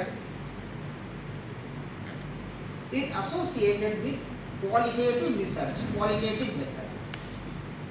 ये हमने पहले दिन भी बात बताई। and inductive method is associated with qualitative method। दो ही बड़ी रिसर्च मेथोडोलॉजी आज भी है, qualitative research methodology and quantitative research methodology. और इन दोनों का मिक्सचर। जो किताब लिखी है क्रेसवेल ने, उसका नाम ही है John W Creswell and J David Creswell. किताब का नाम है qualitative, quantitative and mixed methods approaches. John W Creswell and J W Creswell. तो हम जनरली मिक्स्ड अप्रोच अपनाते हैं आजकल और मिक्स्ड मेथड अपनाते हैं। अब देखिए यहाँ पर ये कंफ्यूजन होता है, कहीं कहीं पर हम क्वांटिटेटिव अप्रोच लिख देते हैं, कहीं कहीं क्वालिटेटिव अप्रोच लिख देते हैं। गलत नहीं, ये कहना चाह रहे हैं क्रिसवेल कि क्वालिटेटिव अप्रोच के साथ इंडक्टिव मेथड ज़्यादा फिट होता है, क्वांटिटेटिव अप्रोच ऑफ रिसर्च के साथ डिडक्टिव मेथड ज़्यादा फिट होता है। ये जो हमने समझा, तो बेसिकली क्वालिटेटिव अप्रोच है रिसर्च का, क्वांटिटेटिव अप्रोच है रिसर्च का, और जिसमें आप नाम ले चाहे न ले, डिडक्टिव मेथड क्वांटिटेटिव के साथ आप अपने आप इन्वॉल्व हो जाता। आप अगर क्वांटिटेटिव अप्रोच लेके चलेंगे तो तरीका ही कुछ ऐसा हो जाएगा। हाउ, समझ रहे कि नहीं? कैसे, इस कैसे पर तो हमने कम बात की थी। जैसे कि आपने अप्रोच भी चुना हाफा मऊ से यहाँ आने का, अब कैसे जाएंगे, मेथड सजेस्ट हाउ, कैसे, पैदल जाएंगे, साइकिल से जाएंगे, कि नाव से जाएंगे, कि ऑटो से जाएंगे, दैट इज कैसे। तो ये तो कैसे तो बाद में आता है ना, और that depends on the nature of the approach में। नदी वाला है तो फिर आप बोट से ही जाएंगे। तो क्वांटिटेटिव अप्रोच के साथ डिडक्टिव मेथड फिट होता है। ये आजकल दो बड़ी फेमस अप्रोचेज हैं, और अभी उस दिन प्रोफेसर पी.वी. सिंह आए थे, वो कहते हैं मार ये सब चीज़ें, वो देवेंद्र से उन्होंने पूछा कि आपका क्या मेथड, उन्होंने कहा एनालिटिकल, ये सब क्या होता है। दो ही बड़ी अप्रोचेज हैं, क्वांटिटेटिव एंड क्वालिटेटिव। तो क्वालिटेटिव अप्रोच के साथ इंडक्टिव मेथड फिट होता है, इसीलिए कहा जाता है inductive method is associated with, वो जिसके साथ एसोसिएटेड है वो बड़ी चीज, qualitative approach, and deductive method is associated with quantitative approach, right. अब और डिटेल में हम समझ लें। भाई आपने इतिहास पढ़ा, अप्रोच आप हिस्टोरिकल होगा, कैसे पढ़ा? नोट्स लेते हुए, उससे निष्कर्ष निकालते हुए कि यहाँ ऐसा संविधान था तो ऐसा हुआ, ऐसा संविधान था तो ऐसा हुआ, उसको आपने लिख लिया निष्कर्ष, वो आपके इंडक्शन से। भाई इतिहास भी पढ़ने का तरीका हो सकता है, आप स्टोरी की तरह पढ़ सकते हैं, भूल सकते हैं, नॉवेल की तरह पढ़ सकते हैं। आपको निष्कर्ष निकालना है, निष्कर्षों को कहीं आपको फर्दर यूज करना है, वो कैसे, वही मेथड, डिडक्टिव इंडक्टिव मेथड। अब एक चीज जो क्रिसवेल ने लिखी है, उसको मैं पुरानी चीज से रिलेट करता हूँ, बड़ा इंटरेस्टिंग है, जो मैंने उस दिन थोड़ा सा बताया। क्रिसवेल ने ये लिखा है कि inductive method analyzes the observed event and deductive method verifies the observed event। ये बड़ा दार्शनिक चीज़ है, बहुत अट्रैक्टिव लगा। जब कोई कठिन गुठली मिलती है तो उसको तोड़ने में मज़ा भी आता है, take it as a challenge, लगातार इसको सोचते रहते हैं क्या चक्कर है ये। और जो हम लोगों ने, जो काफी सर ने बताया है, बहुत दिन से चला आ रहा है, उससे इसको मैंने फिट किया तो बड़ा आनंद आया, बहुत अच्छा निष्कर्ष निकला। हमने क्या पढ़ा, ये चीज़ आप इसको लिख लीजिए कि इंडक्टिव मेथड मेथोडोलॉजी पे बड़ा जोर है, और आज के समय में क्वालिटेटिव अप्रोच ऑफ रिसर्च पे बड़ा जोर है, क्वांटिटेटिव अप्रोच ऑफ रिसर्च पे बड़ा जोर है। जनरली हम मिक्स्ड अप्रोच यूज करते हैं। अब जब मिक्स्ड अप्रोच यूज करेंगे तो मेथड भी दोनों हम साथ साथ कहीं कहीं यूज कर लेंगे, इंडक्टिव मेथड भी और डिडक्टिव मेथड। और इंडक्टिव मेथड है क्या, as defined by Creswell? Inductive method analyses the observed event, प्रेक्षित घटना का विश्लेषण करता है, आगमनात्मक पद्धति के अंतर्गत किया जाता है। प्रेक्षित घटना का विश्लेषण करते हैं। डिडक्टिव मेथड के अंतर्गत क्या करते हैं? डिडक्टिव मेथड के अंतर्गत deductive method involves verifying the observed event. कह लीजिए deductive method verifies the observed event, प्रेक्षित घटना का सत्यापन करने का प्रयास करते हैं या करते हैं डिडक्टिव मेथड के अंतर्गत। अब यहाँ पर बड़ा इंटरेस्टिंग है, हम लोगों ने जो पढ़ा है, अब पहले तो देखिए अरस्तु ने जो संविधान पढ़े पुराने,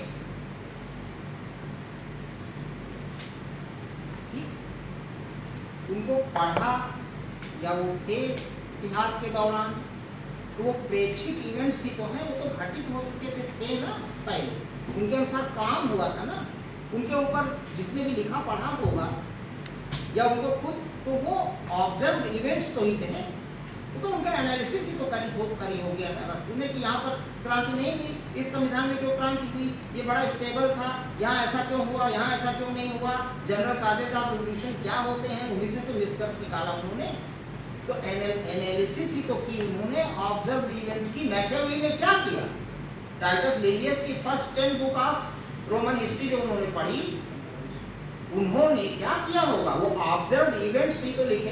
इतिहास है क्या, मैं तो कहता हूँ what is history, history is socio political and economic story of the observed events, और है क्या भाई, व्हाट इज हिस्ट्री, राजनीतिक, सामाजिक और आर्थिक कहानी है ऑब्जर्व्ड इवेंट्स की, दो events which have been observed already, which have happened already। तो ऑब्जर्व्ड इवेंट्स ही तो है पास्ट घटनाएं और पास्ट संविधान जो अरस्तु ने पढ़ा और उनकी एनालिसिस करी। तो हमारे ख्याल से अरस्तु का जो इंडक्टिव मेथड था, इसमें क्या प्रॉब्लम, ज्यादा बड़ा मीनिंग इंडक्टिव मेथड का यही है जो हम अभी उस पर आएंगे, फ्रॉम पर्टिकुलर टू जनरल, वो बच्चों को समझाने के लिए बहुत अच्छा बनाया गया है, जिस विद्वान के दिमाग की उपज हो, बहुत बड़ी चीज है, लेकिन वो इससे बिल्कुल रिलेटेड। तो इंडक्टिव मेथड के अंतर्गत हम क्या करते हैं, inductive method involves analysis of the observed event, प्रेक्षित घटना का विश्लेषण। और यहाँ पर एक बड़ी चीज निकल रही है कि इंडक्टिव और डिडक्टिव मेथड के में रिलेशनशिप भी निकल रहा है, दोनों ही ऑब्जर्व्ड इवेंट पर ही काम करते हैं, एक उसको वेरीफाई करता है डिडक्टिव मेथड और एक एनालिसिस करता है। तो ये बात आपको अब समझ में आ गई होगी कि अरस्तु ने जो किया, ऑब्जर्व्ड इवेंट्स जो पास्ट घटनाएं थी वही ऑब्जर्व्ड इवेंट्स हैं, या उन्होंने खुद उनको पढ़ा लिखा, वही ऑब्जर्वेशन उनका हुआ, उसकी एनालिसिस की, विश्लेषण किया कि कहाँ क्या हुआ, कहाँ क्या नहीं हुआ, कहाँ क्रांति हुई, कहाँ क्रांति नहीं हुई, कौन कॉन्स्टिट्यूशंस ज़्यादा स्टेबल थे, कौन कम स्टेबल थे, राइट। तो अब आ जाइए इधर, प्लेटो ने क्या किया, प्लेटो का जो मेथड था वो डिडक्टिव मेथड था, और डिडक्टिव मेथड क्या है, deductive method involves verifying the observed, deductive method verifies the observed event. अब देखिए प्लेटो ने जब थ्योरी ऑफ जस्टिस दी तो उसने क्या किया, historical traditional theory of justice, ये ऑब्जर्व्ड इवेंट थी, ये सब हो चुका था, थ्योरी एग्जिस्ट करती थी, राइट। फिर उसको उसने ये सही है कि गलत है, इसको वेरीफाई करने का प्रयास किया, से और से डायलॉग एस्टैब्लिश किया। नहीं, अभी इसका और खुलासा हम करते हैं, बहुत इंटरेस्टिंग। अब ट्रेडिशनल थ्योरी ऑफ जस्टिस के बाद फिर वो रेडिकल थ्योरी ऑफ जस्टिस और फिर वो pragmatic theory of justice, these where observed events, ये थ्योरीज कहीं कहीं एग्जिस्ट कर रही थी उस जमाने में, तो इनको उसने एनालाइज, उसने इनको देखा, वेरीफाई किया, सबको गलत पाया। टेस्ट करता है सोक्रेटिस, रिपब्लिक में सोक्रेटिस के थ्रू सब कुछ करवाता है, तो दैट इज अ ड्रामा। और भी लोग जो जवाब देते हैं, सबसे पूछता है सोक्रेटिस, तो हर थ्योरी को गलत सिद्ध करता है, तो वेरिफिकेशन नहीं तो उसका मेथड है। अब देखिए एक बड़ी चीज जो मैं आपको बता रहा हूं, वेरीफाई आप किसी चीज को कैसे करते हैं, आप कैसे करते हैं वेरीफाई। जैसे मैंने आपको 3 तरह के चूर्ण दिए, चूर्ण पाउडर्स, और हमने आपसे कहा कि आप वेरीफाई करिए, टेस्ट करके कि तीनों में शुगर है, चीनी। अब कैसे वेरीफाई करें? सब टेस्ट करेंगे। ठीक है, आप टेस्ट करेंगे तो खतरा भी हो सकता है, लेकिन मान लिया कि आप टेस्ट कर सकते हैं। तो टेस्ट आपने किया तो आपको पता लगा कि शुगर है। कैसे पता लगा कि शुगर है? क्योंकि शुगर का टेस्ट का पैमाना आपके पास मौजूद है दिमाग में कि शुगर मीठी होती है, और अगर इसमें मिठास है तो शुगर ही होगा किसी किसी रूप में। मेरे कहने का मतलब है you always verify some event और समथिंग अगेंस्ट सम स्टैंडर्ड, कुछ मानक रहा होगा। यस, यही है प्लेटो का from general to particular. Deductive method के बारे में जो कहते हैं फ्रॉम जनरल टू पर्टिकुलर। अब फिर इसको थोड़ी देर के लिए रोकते हैं, पहले आते हैं अरस्तु पर। इंडक्टिव मेथड को हम लोग इस ढंग से पढ़ते हैं फ्रॉम पर्टिकुलर टू जनरल, विशेष से सामान्य की ओर बढ़ने की प्रक्रिया, ये इंडक्टिव मेथड है। फ्रॉम पर्टिकुलर टू जनरल, विशेष से सामान्य की ओर। अब बहुत स्पष्ट है अरस्तु वाला। अरस्तु ने जो विशिष्ट, खास, विशेष संविधान थे पुरानी ग्रीक इतिहास के, सिटी स्टेट्स में इतिहास के दौरान अलग अलग तरह के, every constitution was a special, particular special constitution. तो उन विशिष्ट, उन खास, उन विशेष संविधानों का अध्ययन किया कि नहीं, और उसको एक जनरल, उसके बाद फिर उससे अपने कंक्लूजन्स निकाले, नहीं कंक्लूजन निकाले उनके एकदम सटीक, कहीं कोई कमी नहीं, and then he developed these conclusions into a general theory of evolution, into a general. तो फ्रॉम पर्टिकुलर टू जनरल, ये डिडक्टिव मेथड है। पर्टिकुलर कॉन्स्टिट्यूशंस की स्टडी की, उनका एनालिसिस किया, क्योंकि डिडक्टिव मेथड में हम ऑब्जर्व इवेंट्स का एनालिसिस करते हैं, और फिर उससे जो इंडक्शंस, जो कंक्लूजन्स ड्रा किए, उन कंक्लूजन्स को बुन करके उन्होंने जनरल थ्योरी ऑफ इवोल्यूशन, जो आज तक वैलिड है इतनी साइंटिफिक है, तो that is from particular to general. ये डिडक्टिव मेथड है, और deductive method analyses the observe events. सब कुछ ठीक हो रहा है। अब डिडक्टिव पर आते हैं। हम लोगों ने थोड़ा सा उम्र बढ़ने के कारण या इंटरेस्ट होने के कारण चीज़ों को ज़्यादा डिटेल में पढ़ना चाहा है, और पढ़ाने के लिए पढ़ना भी पड़ता है। कहते हैं विद्यार्थी जब जितना खुद नहीं पढ़ता होता है, वो पढ़ने के लिए पढ़ता है, टीचर्स को और पढ़ना पड़ता है। टीचर के सामने चैलेंज भी है। अंकित पाठक पढ़ा रहे हैं ग्रामसी, अगर किसी ने बच्चा कोई तेज निकला, गूगल कर लिया, कुछ पूछ लिया, तो ज़्यादा प्रिपेयर है। और यही तरीका है, teacher gets a challenge every day, और बड़ा मज़ा आता है जिसको रहना है इसी फील्ड। तो प्लेटो को मैंने डिटेल में पढ़ा जब, तो ये काजी सर ने हम लोग को बताया था डिडक्टिव मेथड फ्रॉम, इसका उल्टा है inductive, from general to particular. Inductive क्या है? फ्रॉम पर्टिकुलर टू जनरल, उसको मैंने एक्सप्लेन कर दिया। अब जो डिडक्टिव मेथड है, पहले तो प्रेसवेल की बात, डिडक्टिव मेथड इन्वॉल्व्स वेरीफाइंग, या deductive method verifies the observed event. जैसे मैंने बताया कि वो प्रैग्मेटिक थ्योरी, ट्रेडिशनल थ्योरी, इसका ऑब्जर्व्ड इवेंट्स थी, ये चीज़ें पहले इसके सिद्धांत वर्किंग थे इतिहास में, ये ऑब्जर्व्ड इवेंट्स थे, इनको उसने वेरीफाई करने की कोशिश की सही गलत के पैमाने में, और सबको गलत पाया, तब उसने अपनी थ्योरी दी। पर्टिकुलर थ्योरी नहीं, वो नहीं, तो थ्योरी पर्टिकुलर नहीं, क्योंकि इसका मामला तो उल्टा है ना, particular to general to particular, तो थ्योरी नहीं पर्टिकुलर। इसमें ट्विस्ट ये है, देखिए हमने अभी अभी बताया कि जब आप किसी चीज को वेरीफाई करते हैं, सत्यापित करते हैं, तो सत्यापित किसी फ्रेमवर्क के, किसी स्टैंडर्ड के, किसी मानक के अगेंस्ट ही करते हैं ना, कि सर इस चीज में शुगर है, वेरीफाइड। तो शुगर का मानक पैमाना आपके दिमाग में है कि वो मीठी होती है, उसका टेस्ट जो already, its test is well known.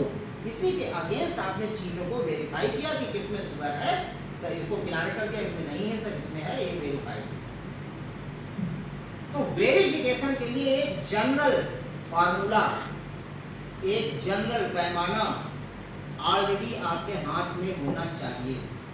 वो कहां से आया, इस पर भी बात करेंगे। कहां से आया? वो आपके अनुभव से आता है, वो आपकी दार्शनिक सोच से आता है, वो आपके एक्सपीरियंस से भी आ सकता है, आपकी सोच से भी आ सकता है, आपके दिमाग की उपज हो सकती है, उस पर आपने बहुत काम किया होगा। वो ऑल ऑफ सडन नहीं, ये general formula all of sudden नहीं कि शुगर मीठी होती है। तमाम बचपन से आप अनुभव कर रहे हैं, तब आज यू आर कॉन्फिडेंट कि नहीं शुगर मीठी ही होती है, शुगर इज स्वीट। आप लड़ जाएंगे कि नहीं शुगर मीठी होती है, दूसरा कुछ है। तो ये आपके अनुभव से आया और कई बार आपने अनुभव किया और आपके सोसाइटी ने अनुभव किया, तो ये जनरल बात आई कि एक फ्रेमवर्क की शुगर मीठी होती है। इसके अगेंस्ट आपने वेरीफाई कर दिया कहाँ शुगर है कहाँ नहीं।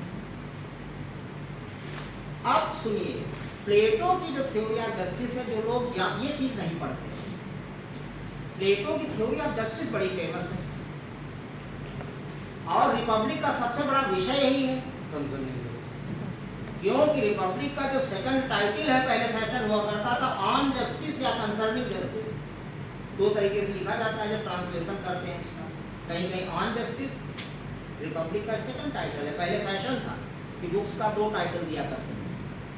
तो कंसर्निंग जस्टिस मतलब जस्टिस से संबंधित, जस्टिस से सरोकार जिस चीज का। तो सबसे सेंट्रल कॉन्सेप्ट रिपब्लिक का क्या है? जस्टिस।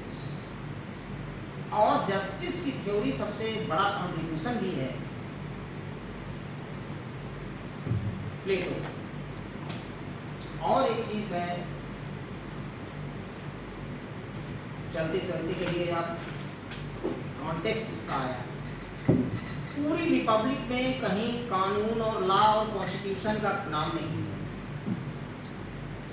फिर भी थ्योरी ऑफ जस्टिस है।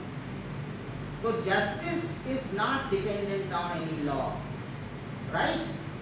Justice is primary, law secondary है। लॉ जरूरी नहीं है जस्टिस के लिए। आजकल बड़ा संकुचित कॉन्सेप्ट है जस्टिस का, जिसको हम लीगल जस्टिस कहते हैं, justice according to law. Barker ने बहुत बढ़िया लिखा है अपनी किताब में, theory of social and political, principles of social and political theory, 1951 की किताब, principles of social and political theory. उसमें बहुत बढ़िया बार्कर ने लिखा है कि जस्टिस की थ्योरी में दो चीजें, एक तो justice according to law, this is simple. जैसे आजकल है जो कानून है, हमारा संविधान है, अगर कोई केस हुआ, कुछ हुआ, कोई अपराध हुआ, तो उसको कानून के अनुसार देख लिया गया कि कानून के अनुसार ये गलत हुआ है तो अन्याय है, और कानून के अनुसार जो हुआ है वो सही। That is justice according to law, विधि के अनुसार। इससे बड़ा कॉन्सेप्ट है, बार्कर कहते हैं लॉ अकॉर्डिंग टू जस्टिस, न्याय के अनुसार विधि। ये बड़ा कॉन्सेप्ट है। तो justice is preceding law here, justice precedes law. और वो आप प्लेटो के रिपब्लिक में देखते हैं कि इनका जो जस्टिस है, प्लेटो की पूरी रिपब्लिक में संविधान और लॉ का नाम नहीं है, और थ्योरी ऑफ जस्टिस पर ही पूरी किताब लिखी गई है। तो जस्टिस कानून पर डिपेंडेंट नहीं, कानून जस्टिस पर डिपेंडेंट होना चाहिए। जस्टिस का कॉन्सेप्ट रिसीव करता है लॉ के कॉन्सेप्ट को, ये बड़ा सिद्धांत है। और मैं बताऊं कि आपके दिमाग में है जस्टिस, राइट? अभी कोई 5 साल का बच्चा होगा, चल चलते सड़क पर कोई किसी को चाकू मार दे तो लड़का कहेगा अरे बड़ा गलत हो गया।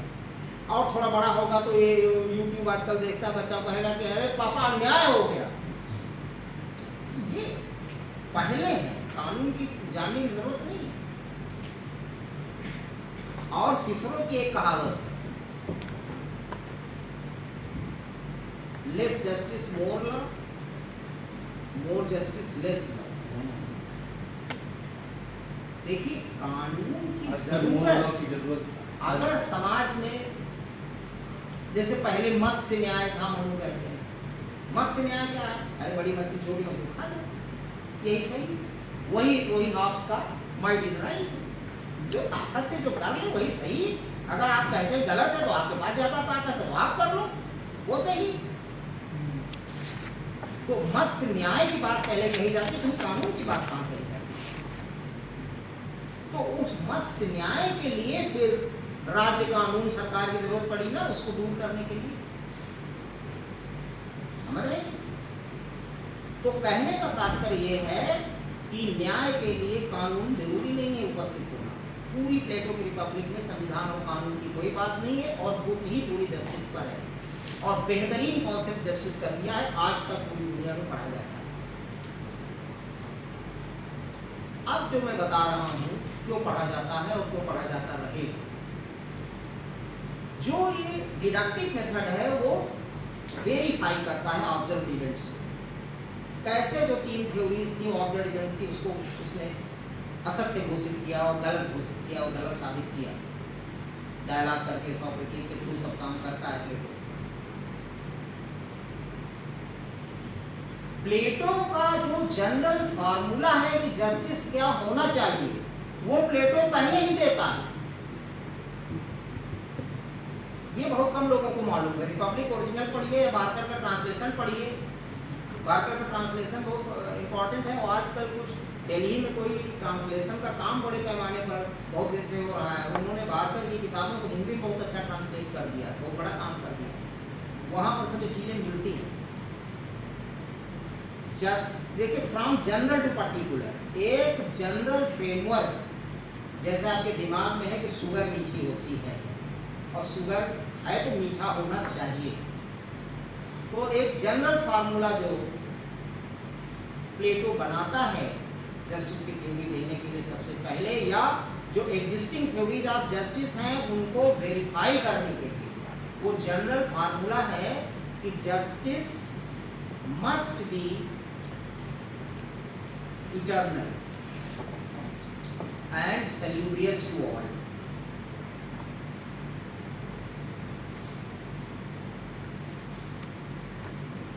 Justice must be eternal and salubrious. ये थोड़ा कठिन अंग्रेजी है, SALUBRIOUS। सैल्यूब्रियस मीन्स हितकारी, कल्याणकारी। सैल्यूब्रियस टू ऑल।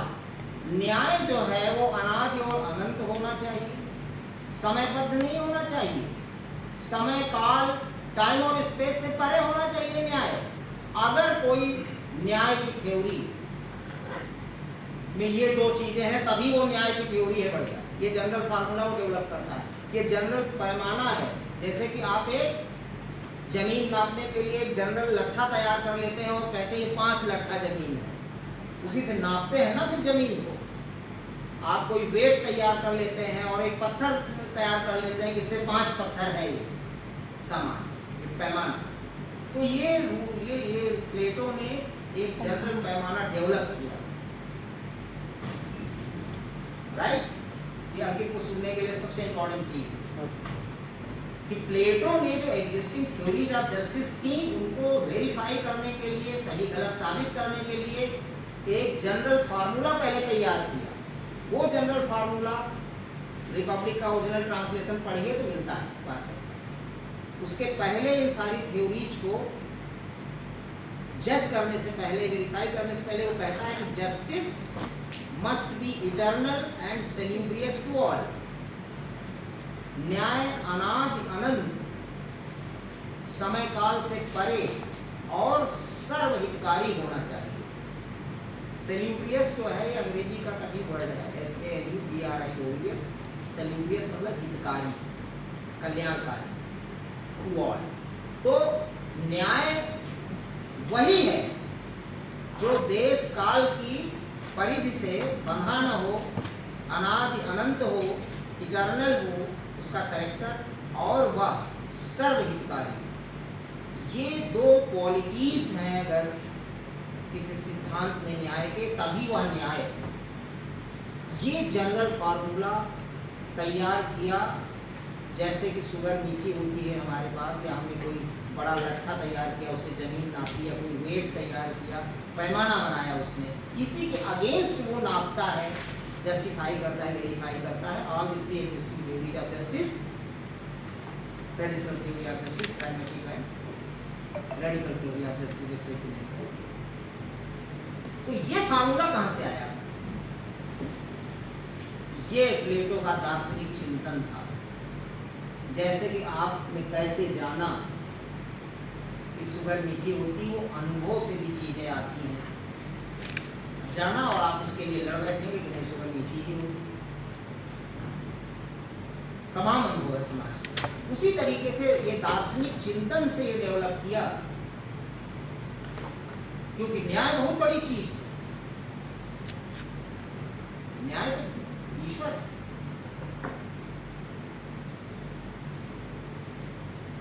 अब वो कहता है कि पाइथागोरस का जो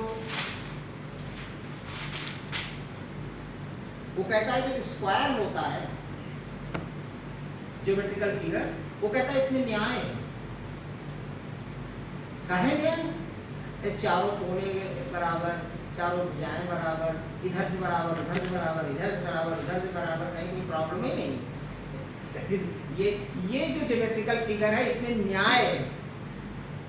तो बात सही है। आजकल हम कहते हैं equality is heart of justice, समानता तो न्याय का की आत्मा है भाई। और आजकल तो हम तो लड़कों को बताते थे सीधे से justice equal to liberty plus equality plus fraternity, यही जस्टिस है और क्या भाई। Justice itself is a value and it is value synthesis. इन्हीं तीन जो मॉडर्न कॉन्सेप्ट है, तीन वैल्यूज का, मॉडर्न वैल्यूज है, इन्हीं तीनों का सिंथेसिस तो जस्टिस है। सिंबल में अपने यही है। तो वो कहता है ज्योमेट्रिकल फिगर जो स्क्वायर है इसमें जस्टिस है। हम बहुत देर सोचते रह गए, तमाम डिटेल में पढ़िए तो एक से चीजें मिलती हैं सोचने के लिए। तो हमने कहा इसमें काहे न्याय है भैया? तो इसमें सब न्याय ही है। चारों कोण 90 डिग्रीज के हैं, कोई इधर से उधर नहीं, चारों भुजाएं बराबर है, विकर्ण जो है वो सब बराबर है, इधर से वहां की दूरी, वहां से वहां की दूरी, सब बराबर है, बराबर है। इक्वालिटी है चारों तरफ, उसमें समता है, समानता है, ऐसी फिगर है, उसमें न्याय है। तो कहने का तात्पर्य है ये जनरल फार्मूला जो डेवलप करता है प्लेटो आउट ऑफ हिज फिलोसॉफिकल, इसीलिए प्लेटो को फादर ऑफ कंटेम्पलेटिव फिलोसफी कहा जाता है। चिंतनात्मक दर्शन का जनक, कंटेम्पलेटिव फिलोसफी, बात करके वर्ड्स, ये कंटेम्पलेशन, चिंतन, दार्शनिक चिंतन से इस निष्कर्ष पर प्लेटो पहुंचा होगा, तमाम सारी चीजें पढ़ी होंगी, सोचा होगा। वही न्याय, न्याय समय बद्ध नहीं होता, न्याय देश काल स्थानबद्ध नहीं होता, न्याय ऐसा नहीं हो सकता किसी का भला हो किसी का बुरा हो, जैसा कि भागवत कहते हैं वेदम greatest happiness of the greatest number, no, it must be salubrious to all. तो दो चीजें न्याय में होनी चाहिए, ये जनरल पैमाना है Plato. It must be eternal, right, and it must be salubrious to all. इससे उस जज करता है तीनों थ्योरीज को। तीनों थ्योरीज में कोई कोई डिफेक्ट पाता है, कोई जैसे कि वो अब जो लास्ट वाली है वो प्रैग्मेटिक थ्योरी की इंटरेस्ट ऑफ दी वीकर इसमें हो जाता है, एक में interest of the stronger, Thrasymachus में, तो सबका हित कहाँ है। और ट्रेडिशनल थ्योरी ऑफ जस्टिस में आप देखते हैं कि राजा करे सो न्याय, इस तरह की बात भी जो स्ट्रॉन्गर वाले में है, तो उसमें सबका हित कहाँ होता है। और ये चीजें जो है वो समयबद्ध भी होंगी, कभी कोई किसी तरह की चीज लागू करेगा, कभी कोई किसी तरह की चीज लागू करेगा। तो ये तीनों ही थ्योरी जो है वो जस्टिस की थ्योरी नहीं, इस पैमाने से वेरीफाई करता है। और ये तीनों ऑब्जर्व इवेंट्स है, क्रेसवेल की भाषा का यूज करें, इन ये पहले से एग्जिस्टिंग थ्योरीज, इसके अंदर का दुनिया रह रही, इतिहास में ग्रीक सोसाइटी के और दुनिया की इस तरह की थ्योरीज थी, है कि नहीं? शत्रु के साथ बुरा करना, दोस्त के साथ अच्छा करना, ये सेल्यूरियस टू ऑल कहाँ है? शत्रु के साथ अगर बुरा कर दिया तो सेल्यूरियस टू ऑल कहाँ हुआ? सर्वहितकारी कहाँ हुआ? तो न्याय सर्वहितकारी होना चाहिए और अनादि अनंत होना चाहिए। ये जनरल पैमाना है। फिर फ्रॉम दिस जनरल पैमाना to particular, each and every particular theory of justice, इसको जज करता है, वेरीफाई करता है। ये है particular historical traditional theory of justice is one particular theory of justice, which is verified against this general formula of Plato, justice must be simultaneous to all and eternal. And then the other particular theory, radical theory of justice. This is tested, verified against this just general formula. And then other the pragmatic theory of justice, Vyavaharvadi, is again verified against this general formula of justice must be simultaneous to all and eternal. और तीनों fit नहीं, verify नहीं हो पाते, तब वो फिर अपनी 2 लाइन की थ्योरी देता है जस्टिस, और उसको आप देख लीजिए, उसमें it looks very simple but it is very philosophical, कि अगर हर व्यक्ति जीवन में पहले तो अपना स्टेशन प्राप्त करे, फिर अपने स्टेशन की ड्यूटीज, अपने स्टेशन की ड्यूटीज बिना अन्य लोगों की ड्यूटीज में हस्तक्षेप किए हुए करता रहे तो यही न्याय है। If one, each and everyone in the society performs with full concentration the duties of one's own station in life without interfering, without poking nose in others' duties, then there will be justice in society. अब जानते हैं इसका essence क्या है? इसीलिए कहा जाता था कि जो पुरानी थ्योरी जस्टिस की ट्रेडिशनल थ्योरी है वो इंटरनल कैरेक्टर की, वो मॉरल कैरेक्टर की। जो मॉडर्न थ्योरी ऑफ जस्टिस, जो सोशल थ्योरी ऑफ जस्टिस है, सोशल जस्टिस की थ्योरी है, ये एक्सटर्नल कैरेक्टर की है, इसका अंदरूनी चीज से मतलब ही नहीं है। क्योंकि जब हम ये कहते हैं कि अगर हर व्यक्ति अपने कर्तव्य को, अब जिस स्थान पर वो पहुंच चुका है, जैसे मैं टीचर हो चुका हूँ और ये इतनी व्यापक चीज है, कहीं लागू कर कोई देश काल से मतलब नहीं। विद्यार्थी अगर अपने 25 साल के जो पुराना ब्रह्मचर्य का हमारे यहाँ बताया गया है, अपने विद्यार्थी जीवन में केवल और केवल पढ़ाई करता है और अपना करियर बनाता है, अपनी अच्छी से अच्छी अच्छा से ज्ञानार्जन करता है और किसी चीज पर वो जस्ट स्टूडेंट है। अगर झाड़ू लगाने वाला उसका यही कार्य सौंप दिया गया, अब और कुछ नहीं करेगा, और वो ठीक से झाड़ू लगाता है तो वो जस्ट आदमी है। प्राइम मिनिस्टर अगर वो प्रधान सेवक है और सेवा ही करता है और कुछ नहीं करता, प्रोफेसर ये नहीं मैं रजिस्ट्रार बन जाऊँ, एमएलए बन जाऊँ, एमपी बन जाऊँ, वो पढ़ाता ही है, वो जस्ट यही जस्टिस है। और ये तो इटर्नल चीज है, ये कहाँ समयबद्ध है, और ये सबके लिए हितकारी है, इसमें नुकसान किसका? और यहीं से चीजें निकलती हैं जो कितने का स्पेशलाइजेशन। अगर आप देखिए इसका निहितार्थ क्या है, अगर आप एक ही काम पूरे मनोयोग से लगातार कर रहे हैं तो आपके काम में एक्सपर्टीज आएगी कि नहीं? अगर मैं केवल और केवल मन से पढ़ा रहा हूँ और किसी चीज में अपना हस्तक्षेप नहीं कर रहा हूँ तो हमारे पढ़ाने में फिनिश आएगी कि नहीं, उसमें एक्सपर्टीज आएगी कि नहीं, और इस एक्सपर्टीज से समाज का फायदा होगा कि नहीं? भाई नुकसान कहाँ? आप कहीं भी अप्लाई कर दीजिए इसके लिए, किसी भी समय के लिए बात सही, किसी भी देश के लिए सही, किसी भी स्थान के लिए सही, आज सही है, कल सही है, सदैव सही है। तो ये जो अपना पैमाना है प्लेटो का, शुरू में जनरल पैमाना तैयार किया, उसके अगेंस्ट इसकी थ्योरी भी फिट हो रही है ना। तो ये है प्लेटो का फ्रॉम जनरल टू पर्टिकुलर, एक जनरल पैमाना तैयार करके उसके अगेंस्ट जो particular theories of justice prevailing at that point of time in Greek society, they are verified just and all of them are proved wrong one by Socrates, and then afterwards Plato forwards his own theory of justice, which is very simple in appearance but very philosophical. If each and every individual of the society performs the duties of his or her own station in life without poking his or her nose in others' duties, then there will be justice in society and each and every individual will be just. यहाँ individual के just होने से society just है। और यहाँ पर एक बात क्या छिपी हुई है, justice traditionally is individuals power of concentration on his और हर ओन ड्यूटी। इसेंस तो यही है ना, कि आपके अंदर कितना नैतिक ताकत है कि हम अब IAS नहीं हो सकते, PCS नहीं हो सकते, अब हम टीचर ही हैं, तो हम अपने कर्तव्य पर कितना कंसंट्रेट कर सकें। ये नहीं है कि हम RSS की शाखा लगवाने जा रहे हैं, JP नड्डा के पास जा रहे हैं और ऑनलाइन क्लास ले लेंगे। तो you are not a just teacher. अरे भैया आज के बाद निकलिएगा, जज कर लीजिए कि आप जस्ट रिसर्चर हैं।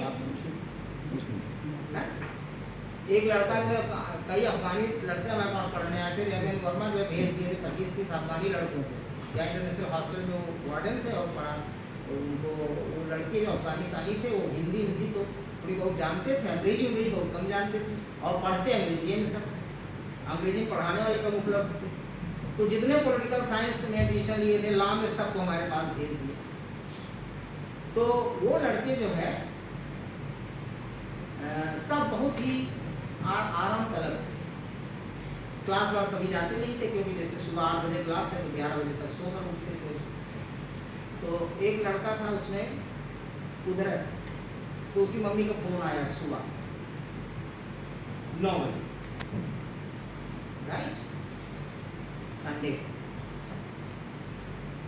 तो उसने वो सो रहा था, एकदम से जागा, कहा मम्मी मैं भी क्लास में, ठीक है। तो अब वो पकड़ा इसलिए नहीं गया कि वहाँ फ्राइडे को छुट्टी होती, यहाँ संडे को वो सो रहा था, लेकिन किसी तरीके से चैतन्य होकर उसको जवाब दिया। तो इस तरीके से अपने माँ बाप को भी चीट करते हैं। जो गरीब कंट्री है, ठीक ठाक लोग हैं, वही पढ़ने आ पाते हैं स्कॉलरशिप पर, तो वो कोई जस्टिस नहीं कर रहे हैं, अपने साथ भी नहीं, अपने परिवार के साथ भी नहीं, देश के साथ भी नहीं। तो कोई भी व्यक्ति ये छोटे छोटे काम में इसको अप्लाई कर सकते हैं, प्लेटो की थ्योरी ऑफ जस्टिस। और ये है आपका एम्पावरमेंट, कि आज आप ठीक ढंग से जानते हैं और जान सकते हैं कि कौन जस्ट है, कौन अनजस्ट है। हम जस्ट हैं, पहले तो अपने से ही चालू करना चाहिए। गांधी जी कहते हैं, be the change that you wants to bring about. तो आप अपने पर लागू करिए कि हम जस्ट हैं कि नहीं है। बुरा जो देखन में चला, बुरा न मिलिया कोई, जो दिल को तुम अपना दूसरा बुरा न हो। पता लगा कि हम ही सबसे अनजस्ट हैं, तो आपको ये टूल मिला, और एक पावरफुल टूल्स, और ये भी एक फ्रेमवर्क किया प्लेटो ने आपके दिमाग जस्टिस। तो इस तरीके से हमने कोशिश की आपको अप्रोच और मेथड्स को समझाने की, इसका बेसिक कॉन्सेप्ट क्या है, और जो बेसिक अप्रोचेज हैं पुरानी वो क्या हैं, और अप्रोचेस इनको कहते हैं, और मेथड्स क्या होते हैं। पर्टिकुलर मेथड्स ही पर्टिकुलर अप्रोचेज के साथ फिट होते हैं, और बड़े पैमाने पर डिडक्टिव और इंडक्टिव मेथड्स क्या होते हैं, यही सबसे पावरफुल मेथड्स हैं। और नई अप्रोचेज हैं क्वालिटेटिव और क्वांटिटेटिव के साथ, क्वालिटेटिव के साथ इंडक्टिव और क्वांटिटेटिव के साथ डिडक्टिव मेथड ये फिट होते हैं, और इनको मैंने एक्सप्लेन करने की कोशिश की, so many examples. So this is all for today, right, and we listen patiently.